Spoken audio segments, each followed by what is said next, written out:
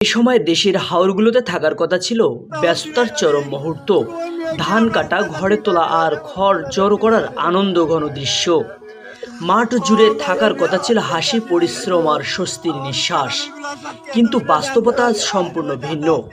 সাম্প্রতিক সময়ে ভারী বৃষ্টিপাত আর উজান থেকে নেমে আসা ঢলে সৃষ্টি হয়েছে ভয়াবহ জলাবদ্ধতা, যা মুহূর্তেই রূপ নিয়েছে বন্যায়।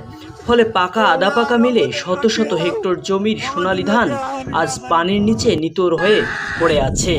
সেই ধান ক্ষেতের দিকে তাকিয়ে কৃষকের দাঁড়িয়ে থাকে নিঃশব্দতার ভেঙে পড়া বুক ভরা কান্না।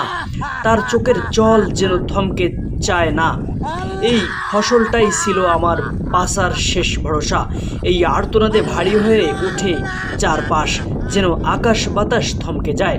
যে মাঠ একসময় স্বপ্নের প্রতীক ছিল, আজ সেই হয়ে উঠেছে শ্বাসকষ্ট, হতাশার প্রতিচ্ছবি। কৃষকের সেই কান্না শুধু তার নিজের না, এটা পুরো হাওর অঞ্চলের মানুষের বুক ফাটা যন্ত্রণা, যা নীরবে ছড়িয়ে পড়ে আকাশ থেকে পাতাল পর্যন্ত। কার করে কাঁদিতে চাহিয়া করিতে